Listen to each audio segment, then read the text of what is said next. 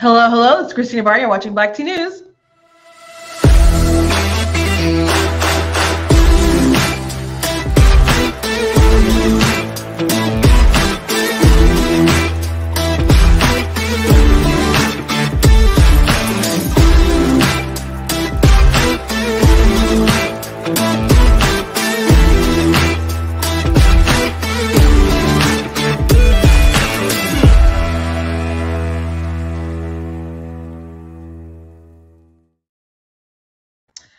Hello, hello. Welcome to Black Tea News. I'm your host, Christina Barr. Thank you all to the comments. Oh, someone said that's beautiful. Thank you. Appreciate that.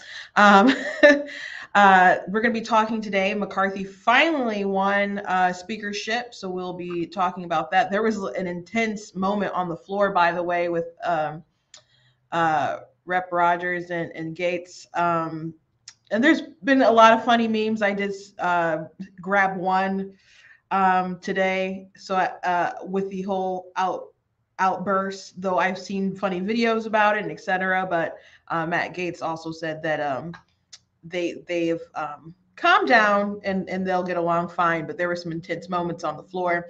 Rep. Jeffries, who is now the minority leader, he went on and on with his speech, which a lot of people thought wasn't great, wasn't appropriate, but like left side of the aisle, people were like, oh my gosh, this is so great. Why doesn't he run for president? So if they're already prepping this man to be the next Obama, I just don't see it personally. I don't see it at all. And we'll run through some past things, but like I said, I just don't see it at all. And a large chunk of this live will be ripping on Jeffries. I'm just gonna let you know right off the jump, because he himself, he's called pro-life people in a cult. Yeah, he's said all racist people voted for Donald Trump. He's gotten owned on the floor and then just reclaimed his time. There's just examples we'll go through, and there's more that I that's out there that I'm not going to present today. But like I said, I just don't see it. So we'll get through those things today. Also, Biden has gone to the border, which apparently they cleaned up the border before he got there. So he wouldn't have to be around the optics of the overflow of migrants everywhere. And some people are saying it was for security reasons. Like, bro, come on. They just don't want the press and the news showing the American people how bad things are. Now, of course, if you live anywhere on the border and you have people coming across all the time, you live with the reality of how bad things are. But not everyone in the country is like tuned in and all that stuff. So they're very upset when they'll have reporters who actually go to the border, who go into these camps and take pictures of people or the kids in the cages and all that stuff. They don't like that. The White House gets really upset about all that stuff.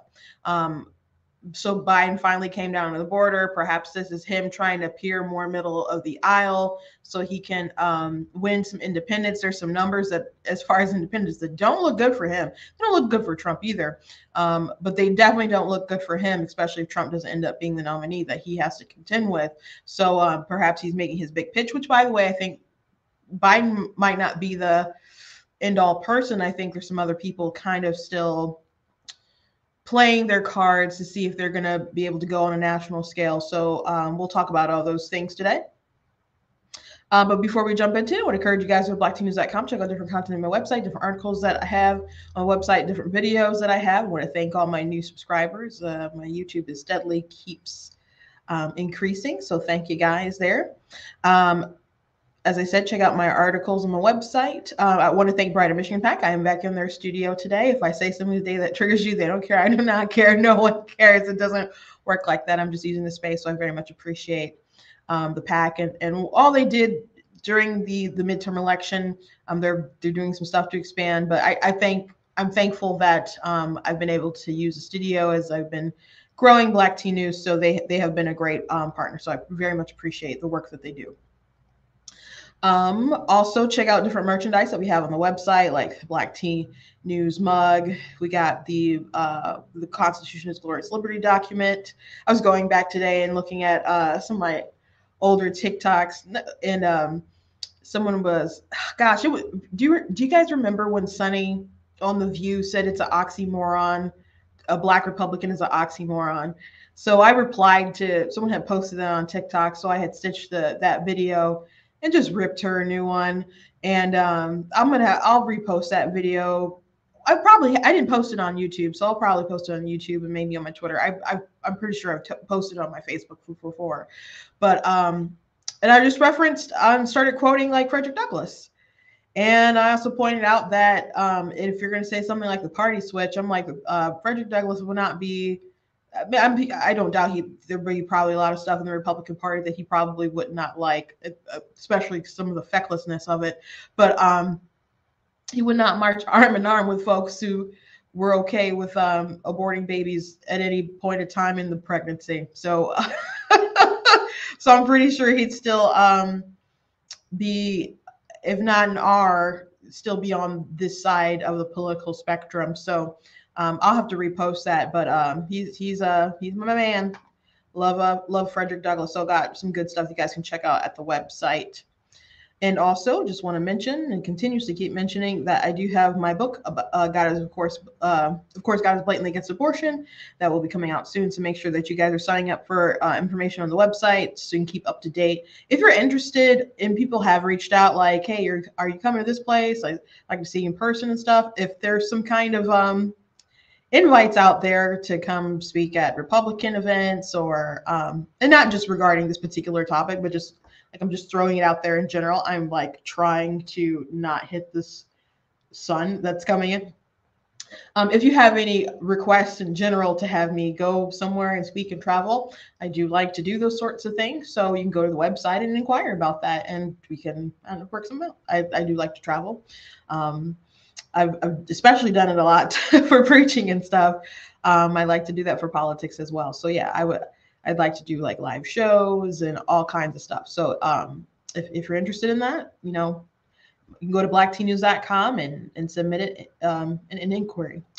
So first things first, you guys know that I like to start with something funny. And like I said, there's lots of funny things to a lot of memes. So I settled on this one because this one's always a safe bet to use, the Joe Biden sniffing. That's always a safe bet.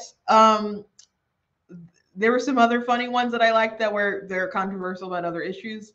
So this one was a safe option, though still funny. So I went with it. So I'm going to play a video. This one is a lot more subtle. If you didn't see kind of the intensity on the floor, this is it. You kind of got to really pay attention to this moment when he kind of tries to confront, when Rep. Mike Rogers tries to confront Matt Gaetz.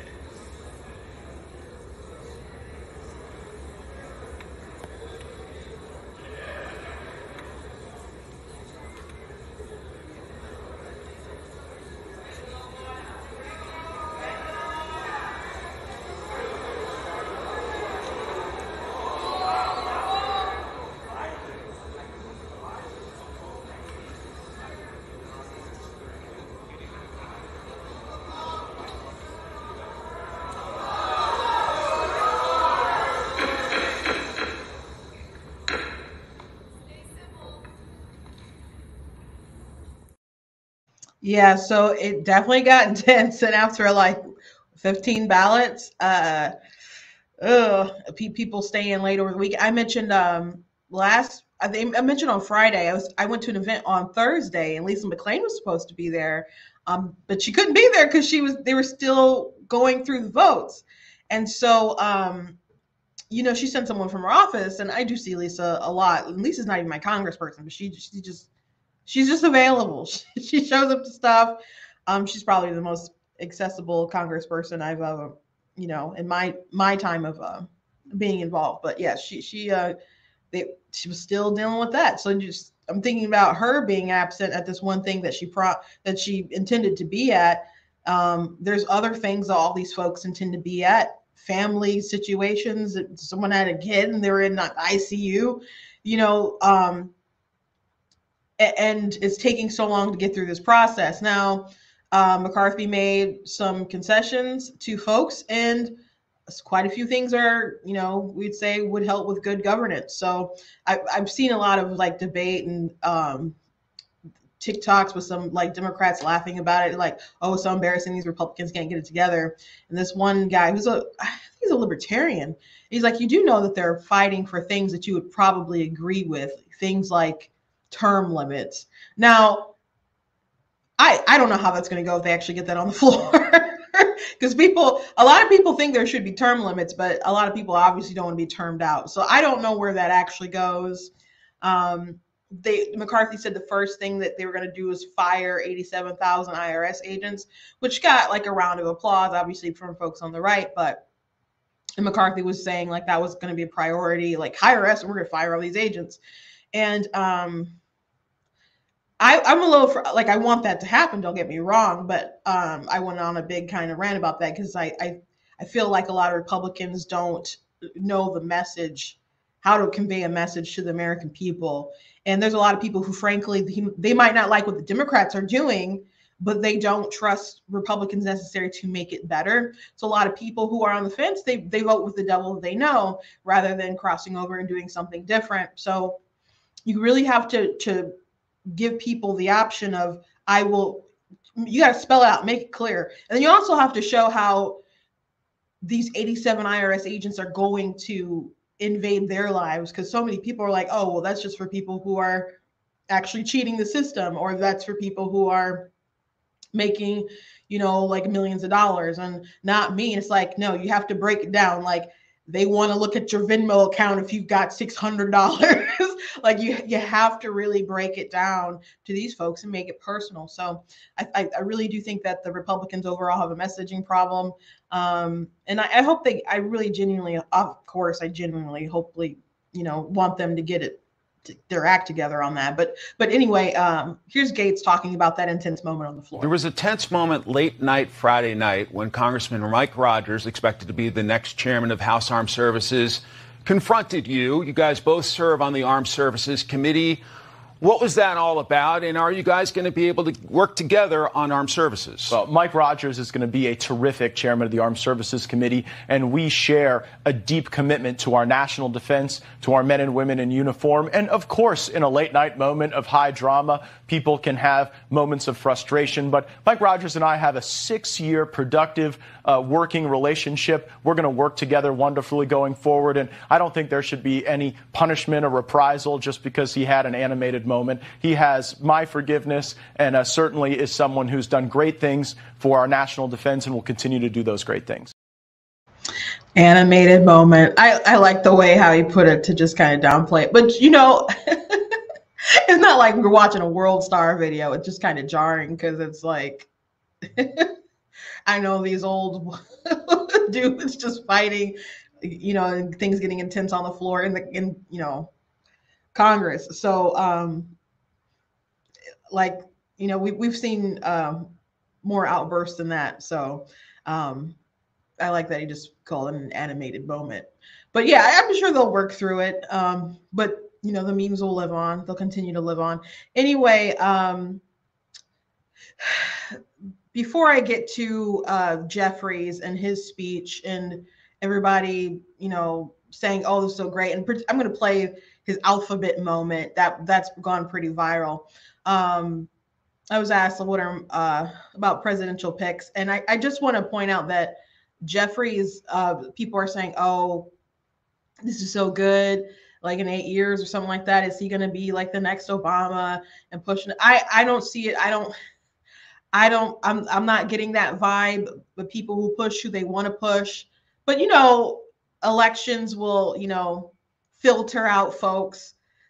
Cory Booker, probably thought he was hot stuff. Kamala Harris thought she was hot stuff, and they didn't survive too long on the campaign trail.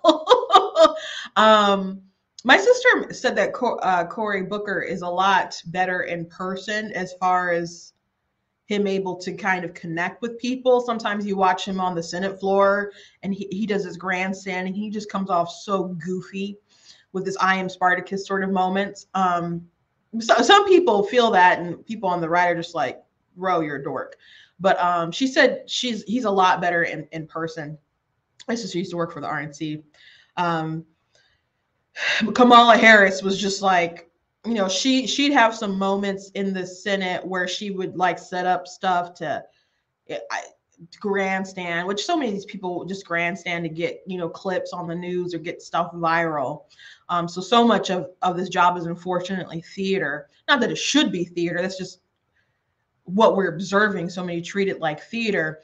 But Kamala Harris, when she actually went on the campaign trail, she didn't really connect with folks. And the only reason why she's in the White House is because Biden said a lot of racist stuff, and they said, you need to pick a black woman. I'm just going to, that's what it is. They said, you need to pick a person of color. You already said it was going to be a woman. And so there was a group of black people who got together. And one of them was Charlemagne. I don't remember everyone on the list, but one of them was Charlemagne from the Breakfast Club. And they signed a joint letter that said, you need to pick a woman of color to be your vice president. And this was after the "You Ain't Black" moment. And of course, there's this history with the crime bill and other stuff. So that was his it was penance. He had to pick a black woman, and Kamala Harris, she's very awful at her job. I don't foresee her being like a VP pick. People realize that she just ain't it, got it. She had a very interesting way of getting to the top, spread your legs, kind of thing. So, she is not very talented, at least not in the regards that a lot of people think. So, anyway, I think someone who is still gunning for the White House potential, and Biden is gearing up to fully go for it, and I don't know if he'll actually get any challenges, but I do think there will be people waiting in the wings because he is quite old, and you never know.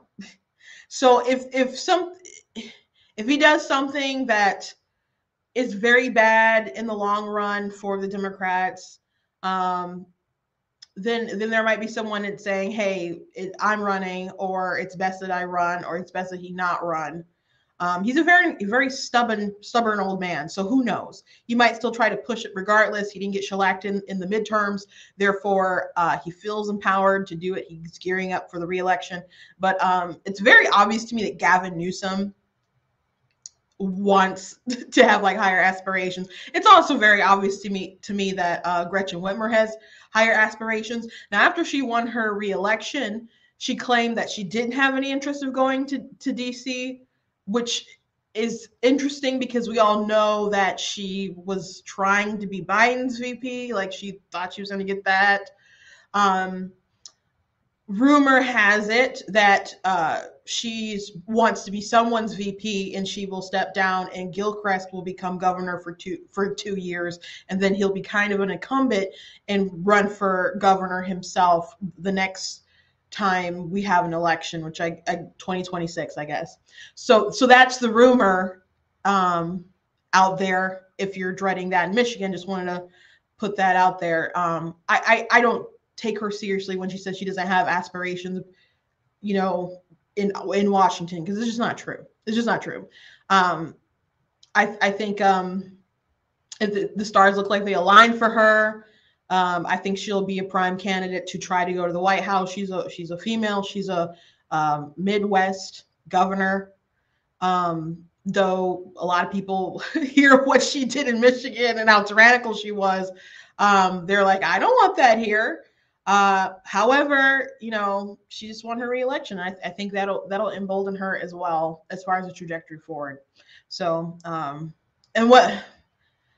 I just don't see someone like her who was so authoritative and power hungry to just be like, I'm just cool being in Michigan. I'm going to let this, I'm relatively young in the politics game.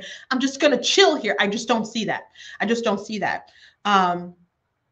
But Gavin Newsom, I think he kind of sees, it seems like he's looking past Trump, and he sees that Republicans are really looking toward DeSantis. And I think the speech he gave, to me, it comes off like he's making some swipes at DeSantis. So you can just let me know. In our finest hours, California has been, freedom's force multiplier. protecting liberty from a rising tide of oppression, taking root in state houses, weaknesses masquerading as strength, small men in big offices. More than any people in any place, California has bridged the historical expanse between freedom for some and freedom for all. So he's talking about like statements being like acting like bigger men than what they are. Then it just kind of seems like he's taking swipes at someone, and so I think he thinks that like he's the rival to someone like DeSantis, and when they are doing stuff like the parental rights and education bill, they're like, oh, California's a place of freedom, et cetera, blah blah blah, and which is not true. Like if you lived in California through the lockdowns, you know that it wasn't a place of freedom. California is a creepy, weird place, and I don't know why you'd stay there. I mean, I understand that it's beautiful. If you don't have like homeless people defecating in the streets or something like that and injecting needles into their veins, there are areas, of course, that are very lovely. It's also high cost of living. The gas prices have been high all over, but dear Lord, watching some of them on TV for California, it's just been nuts. And then you had Newsom, who was saying, hey, you got to stay in your house and all this lockdown stuff. And then he ends up at the French Laundry with his friends unmasked, and then there's all the creepy bills that he's signing with Scott Wiener. Is it Scott Wiener? It is Wiener, but I talk about him all the time. I think it's Scott Wiener. Signs those, the trans bills and the bill to lessen the penalties, so it's not like an automatic sentencing for sleeping with a minor with the age gaps. And they said they wanted to make it equal because if you do like regular sex versus anal sex, and the anal sex had harsher penalties. But it's like, bro, why didn't you just make the other sex a harsher penalty as well? Why did you lessen like the automatic sentence? It's just weird. It's just really, really weird. California's weird place of just debauchery and sin and it's just a really weird place. I would not want to live there. That's why so many people have fled California, have fled New York and other places, and gone to states like Florida. So I think this people like Newsom, I think he's overestimating his power. There are folks, like the ladies on The View were talking about Newsom, like, oh, he's so pretty. That's what Sonny said. And but they think DeSantis is a fascist, which we've talked about that before on the show when they mentioned that. I'm like, bro, how can you think that DeSantis is a fascist and not feel that way about how California has been run during COVID? It just doesn't make any sense. Other than you just think he's nice looking or something. And then there's a creepy thing with his wife and Epstein, and it's just a lot going on with Newsom. Which, by the way, if you look at some pictures of Ron DeSantis younger, like his wedding outfits and he was all right. He was all right. Anyway, one more thing I want to show you guys before I move on. There was this poll here by Interactive Polls showed that independents, do you have a favorable or unfavorable opinion of? DeSantis had the best sort of opinion among Trump and Biden, who are looked at the main contenders. So the best bet it's looking right now as far as some crossover votes is going to be Ron DeSantis. But I think Biden is assuming that Trump is going to be the pick and that they're going to have a rematch. And I believe Trump is hoping that, or is suspecting that people have seen the one that he legitimately won, that they'll have the voting sheet cleaned up and stuff by then. And people who did vote for Biden will have seen the error of their ways because things have been so terrible that they will come over to his side. I think that is greatly and gravely overestimating people. I think people can get very used to a bad situation.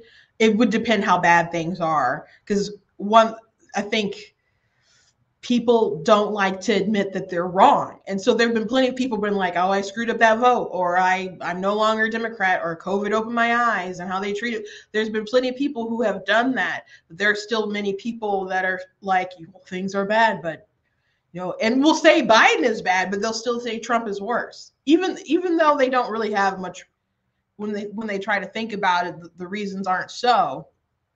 The logic isn't there, but that's what people will say.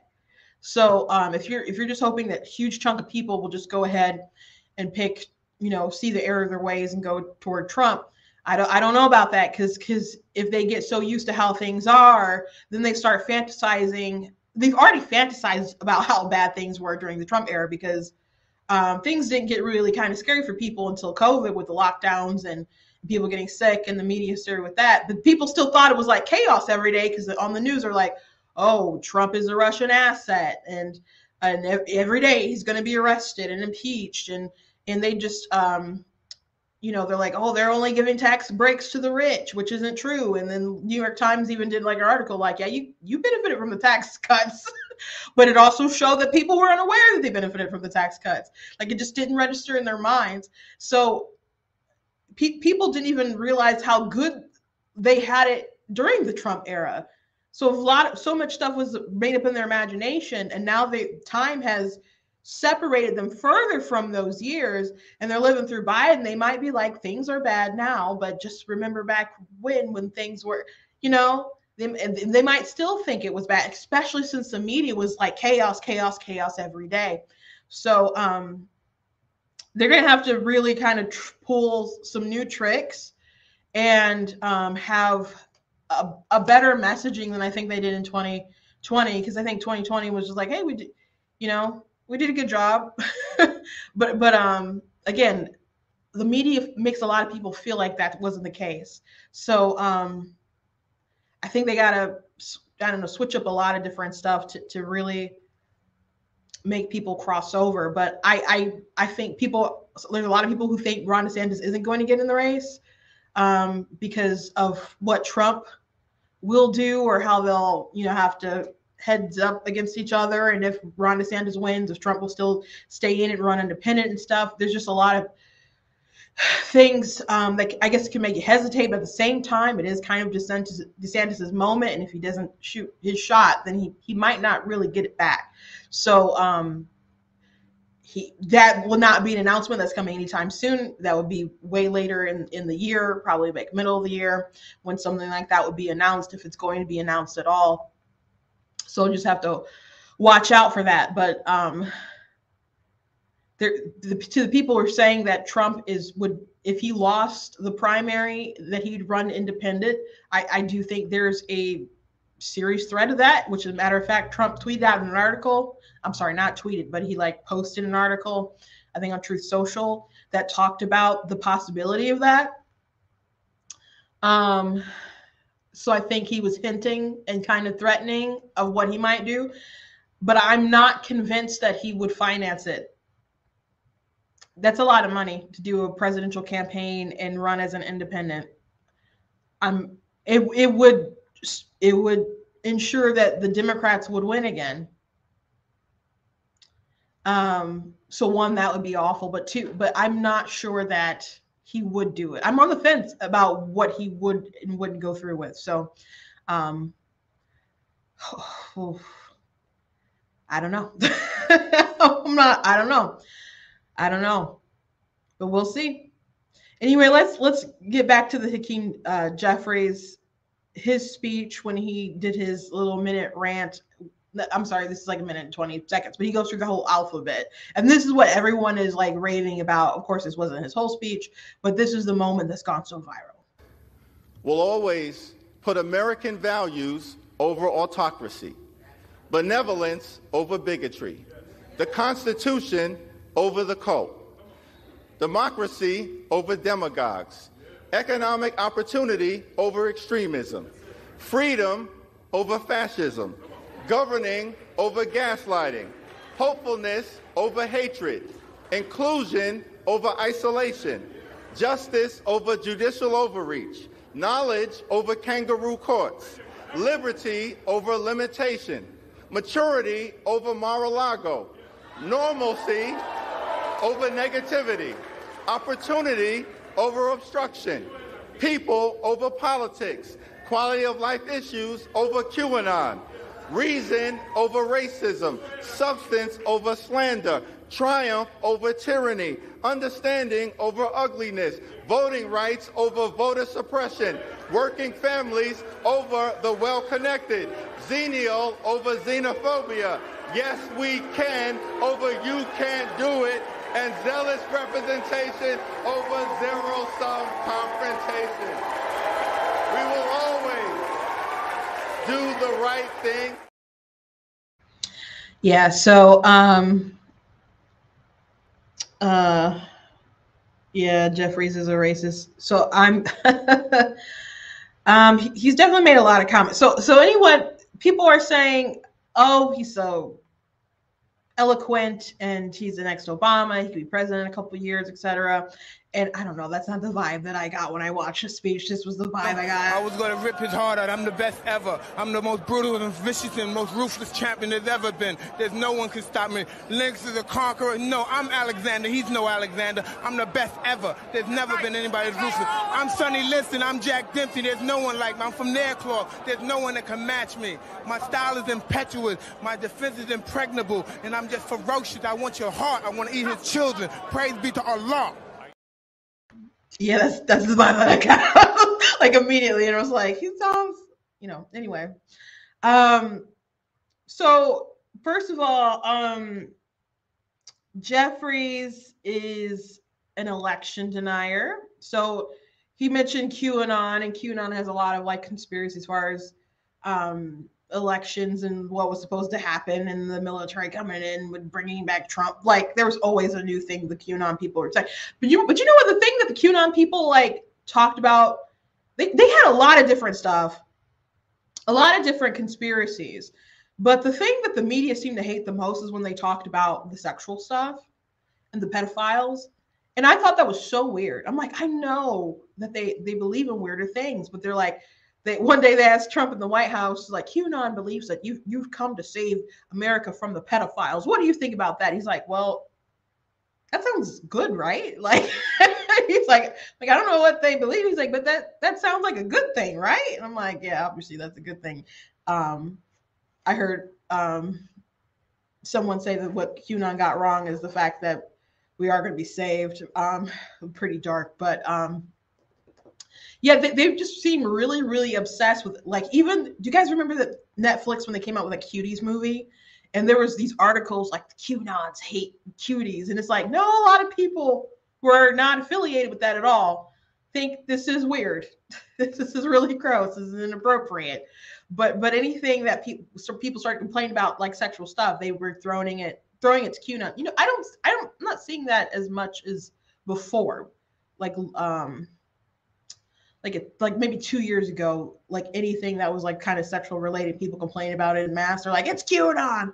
I don't see that as much now that I think about it. But when you talk about like conspiracy theories and stuff, Jeffries had plenty. So bear with me. Here's some of his election denial. I think this is the GOP's compilation. They put one nice and long together. There is a cloud of illegitimacy around the election of Donald Trump. Russia interfered with our election, attacked our democracy for the sole purpose of artificially placing someone at 1600 Pennsylvania Avenue. They were successful.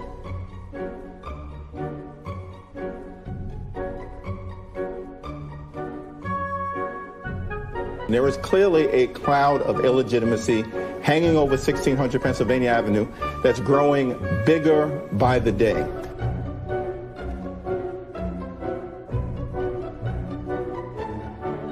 There's a cloud of illegitimacy that continues to hang over 1600 Pennsylvania Avenue.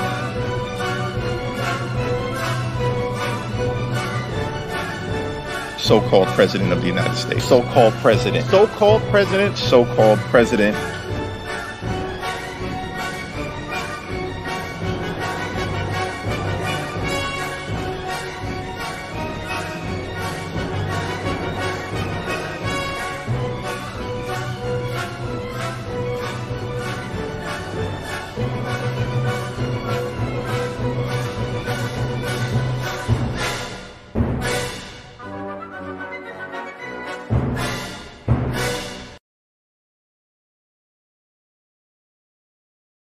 Yeah, so a lot of election denial there. Here's after some of the Russia collusion stuff went bust. He still insisted. Here's him on MSNBC. It's a possibility, but let's take the first step in terms of the full disclosure of the report and the underlying documentation. The American people deserve to know whether Donald Trump is either A, a legitimate president, B, a Russian asset, C, the functional equivalent of an organized crime boss, or D, just a useful idiot who happens to have been victimized by the greatest collection of coincidences in the history of the Republic. Congressman, it sounds like you've come to your own conclusions.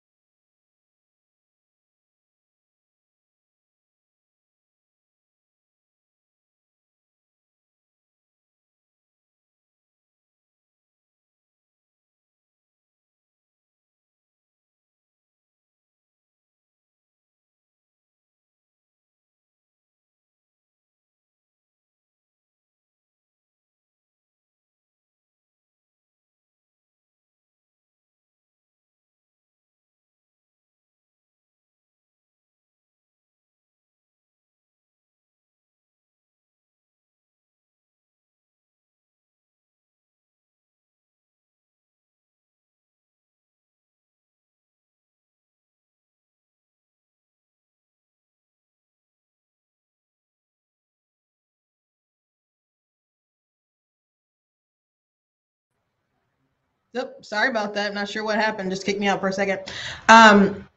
So yeah, he had a lot of different conspiracies, and again, I'm not sure if he legitimately believed that or not, but a lot of people wanted to undermine Trump, and they did that for the entirety of his presidency. So let's watch Jeffries talk about racism. And many of us are wondering, why were so many people who worship at the altar of white supremacy drawn to Donald Trump's campaign? What was it about this individual that so many folks dripping in hatred flocked to his candidacy? That's not to say that every American who voted for Donald Trump is a racist. We do know that every racist in America voted for Donald Trump. That's a problem. So, so I like that he added that little caveat, like, oh, we're not all racist, but all the races voted for him, though. So, you threw in that conspiracy theory, though. Like, where's your evidence that racists did not vote, only exclusively voted for Trump? Oh, because folks that you know that are probably racist, like didn't vote for him because maybe they're only white people who have institutional, because of institutional racism, only white people can be racist, and only these white racists voted for Trump. Like, come on, bro. Come on. First of all, I know there's people of all ethnicities that are racist, and there's definitely people who are racist on the Democrat side who voted for Biden, including white folks, brown folks, everybody. Plenty of people who are racist voted for Biden. I know. Any Black Republican knows. Any Black Republican knows. I have an article on my website that I wrote during the 2020 election time about why is it that the Democrats keep excusing Joe Biden's racism? But as a matter of fact, sometime after that, around that time is when I made this shirt that if you watch frequently, you know I'm going to show you, the Denounce White Supremacy Defeat Joe Biden shirt with a list of his racism on the back. You know, the You Ain't Black is on there. We talked last week about him saying that, bragging about being from a slave state, because he was asked by Chris Wallace, how are you going to appeal to, Southern Democrats when you're a liberal from Delaware and there's actually like other Southern people down here who can after those votes, he's like, you don't know my state. My state is a slave state. Like, there's other examples.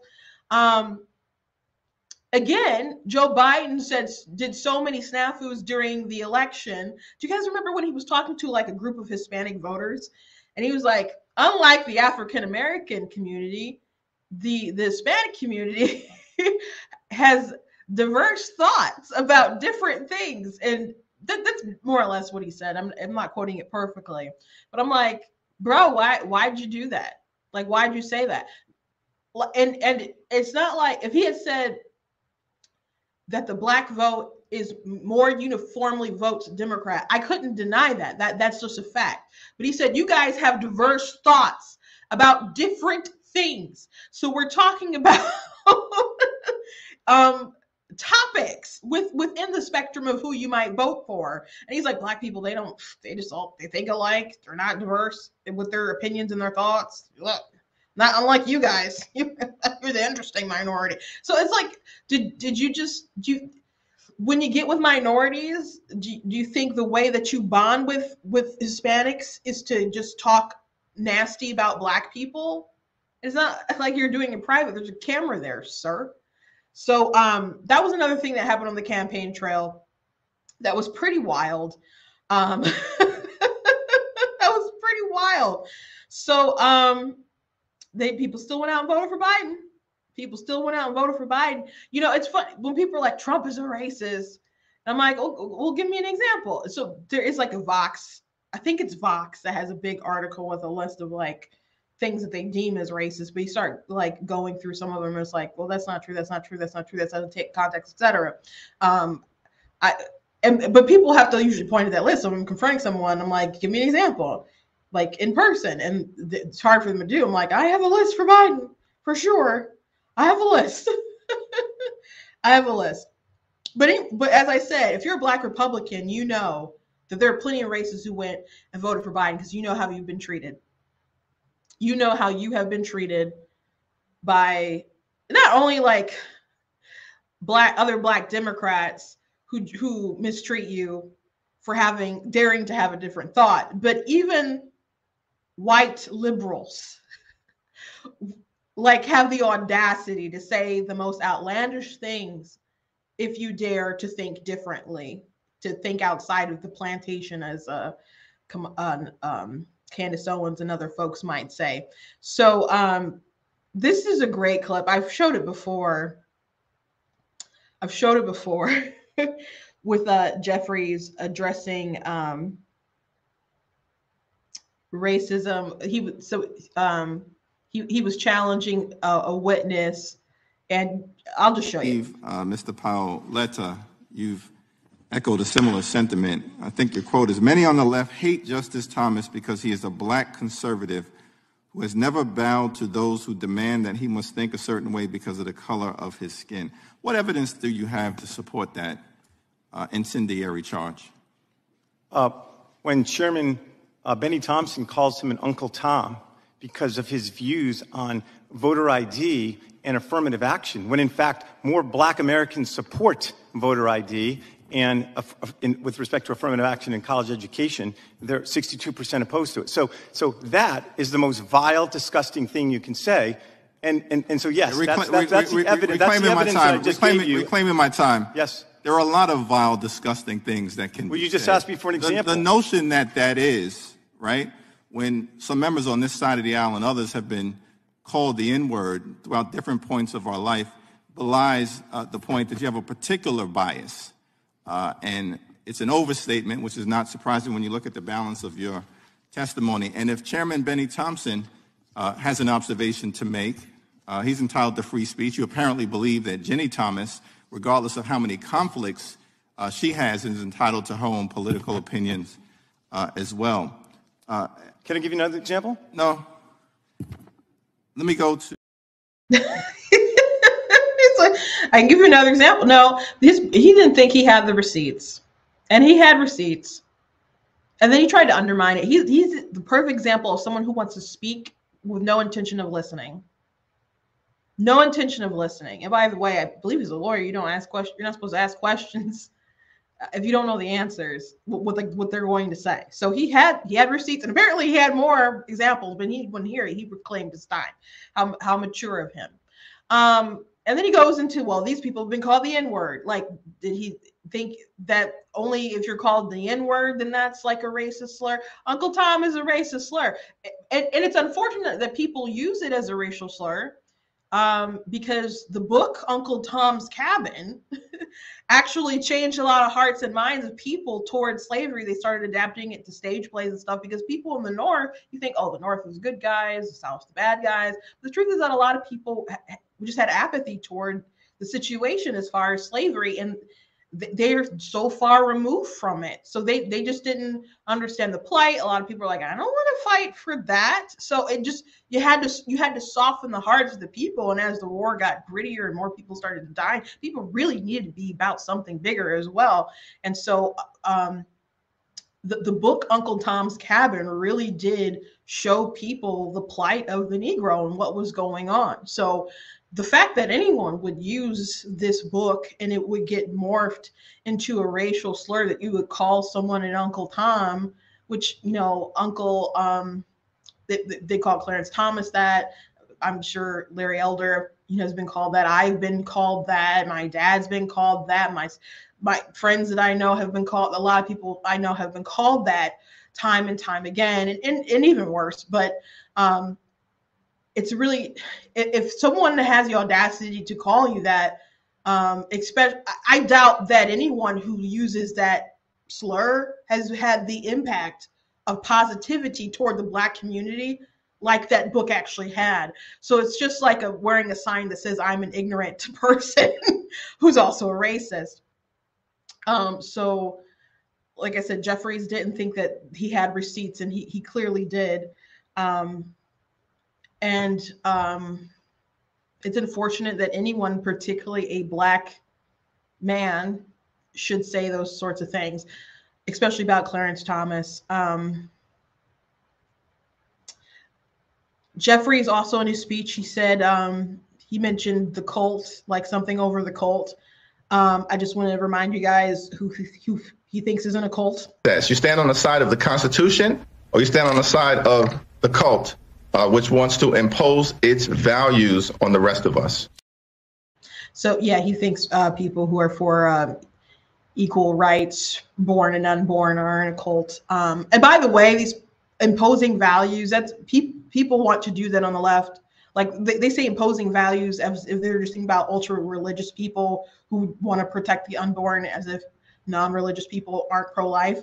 But when people say, well, we need $25 an hour, everyone needs to make a living wage, no one should have to work 2 jobs, etc. You can believe in that policy, but the reason why you're doing it is because you're imposing a morality on people.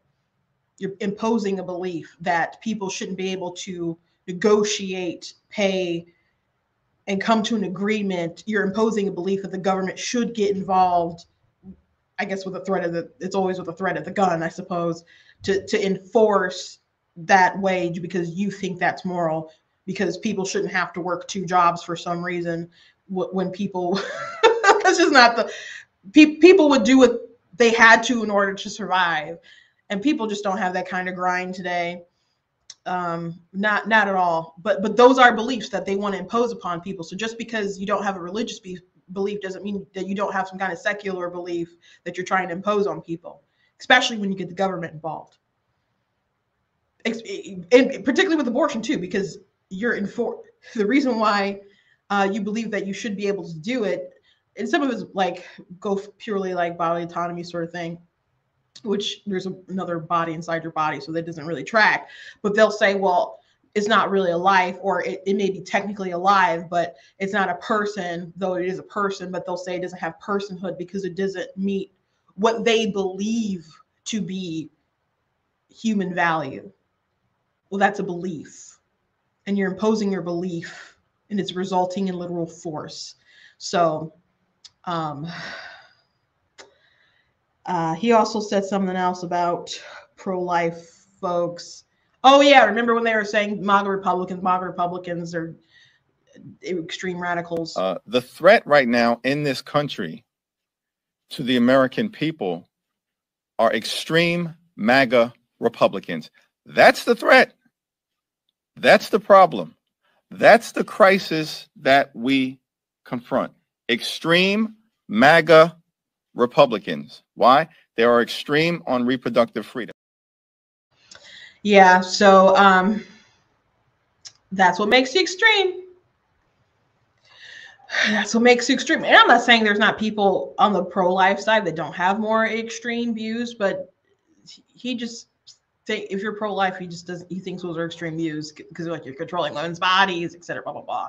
So I'm not going to get into the whole spiel about abortion today, at least beyond what I said, because we are already like at an hour. I'm gonna just close out with this. Biden went to of course, to the border. Abbott gave him a letter. Well, first of all, they cleaned up the area. So when they can do their, photo ops and all that stuff, they're not going to see all these migrants everywhere, which they hate when journalists put them out on blast for showing people that the crisis is far worse now than it has been, and there's been more, crossings recorded under Biden's, tenure than anyone else. So they of course clean up the streets. And again, I already mentioned that some people are like, oh, well, it's just for security reasons. And, you want to keep the president secure, of course, but come on, it was for optics for sure. So Governor Abbott gave Joe Biden a letter. Joe Biden claims he didn't read it or whatever, but he said, the Honorable Joseph R. Biden Jr., President of the United States. Dear President Biden, your visit to our southern border with Mexico today is 20 billion too little and 2 years too late. Moreover, your visit avoids the sites where mass illegal immigration occurs and sidesteps the thousands of angry Texas property owners whose lives have been destroyed by your border policies. Even the city you visit has been sanitized of the migrant camps, which have overrun downtown El Paso because your administration wants to shield you from chaos that Texans experience on a daily basis. This chaos is the direct result of your failure to enforce immigration laws that Congress enacted.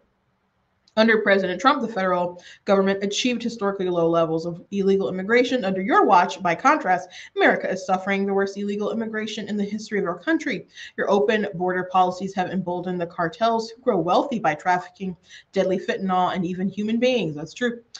Texans are paying an especially high price for your failure, sometimes with their very lives, as local leaders from your own party will tell you if given the chance. All of this is happening because you have violated your constitutional obligation to defend states against invasion through faithful execution of federal laws. Halfway through your presidency, though, I can finally welcome you to the border. When you finish the photo ops and carefully staged, managed version of El Paso, you have a job to do. You must comply with the many statutes mandating that various categories of aliens shall be detained and end the practice of unlawfully paroling aliens en masse.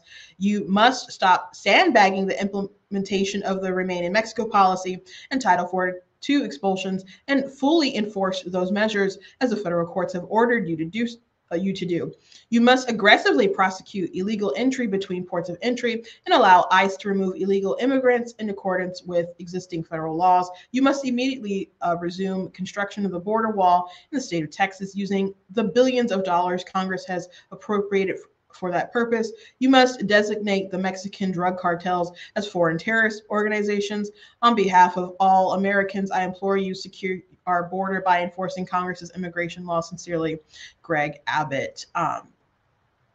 He did not pull punches with that at all. Not at all. He did not mince words. Things are really bad at the border. Also in like Mexico, El Chapo's son was arrested, and I didn't look at it since yesterday or something, so I don't know if something changed, but he was arrested, and so the cartel is not happy, and they're like doing blockades and wars on the street and stuff. My dad has been to Mexico several times for missionary trips, and he wanted to go relatively soon, and the people down there are telling him, I can't get you in right now. It's too dangerous, which my dad like does not care. He's not, he just wants to do the work for the Lord and he's willing to take risks. But they're like, no, not right now. And we're kind of like, we'll pray about it, Dad. We'll pray about it. Yeah, things are really bad right now. So what does go down in Mexico also does obviously affect us because we are so close and there are people trafficking humans and the cartel is getting rich off of that. And they're also getting rich and powerful off of moving fentanyl. So sometimes I'll have a lot of humans crossing here so they can sneak in the drugs. And it's just a really terrible situation. Biden is 2 years too late, better late than never. But a lot of it is just, I think, trying to build his image because this is a very important issue. As a matter of fact, it's the issue that got Trump in the forefront amongst like 16 other competitors, or maybe it was 16 altogether. There was a lot of Republicans that ran, and he was like, boom, right off the bat, immigration. He was very, very hard about it, and that was his passion issue, and it really propelled him forward. Besides like the press talking about him all the time and his money and people knowing he's a celebrity, name ID, et cetera. A lot of things help, but that was his issue. So if Biden can try to say, well, I did some stuff, I think he's trying to make himself a bit more attractive for re-election. But I don't think it's gonna work. And gosh, I hope people are smarter than that. Anyway, but I do want them to genuinely solve the problem. And I don't want to have to wait until we get a Republican president. I don't want to have to wait. I would like for people, even people I don't like on the other side of the aisle, to do the right thing. I don't anticipate that happening. Anyway, God bless you guys. I hope you guys enjoyed the show. Please go to blacktnews.com. Check out different content on the website, different articles, different videos. Again, I'm in Writer Mission Pack Studio today. Thank you guys. If I said something that triggers you, nobody cares. Check out different merch that we have, like the goat hoodies. I do have them in different colors. So you guys can check that out on the website. I got the I'm Not the Victim You're Looking For, all kinds of goodies. And check out some of my books. Someone in my comments mentioned that they just got one of my books and checked it out, and they can't wait to read it. So God bless you guys for doing that. Please, if you're interested in any of my books that I've written, most of them are fiction, go to blacktnews.com, hit the merchandise page. There's a banner with a lot of my books on it. It'll take you to my book website, etc. God bless you guys, and I'll see you tomorrow.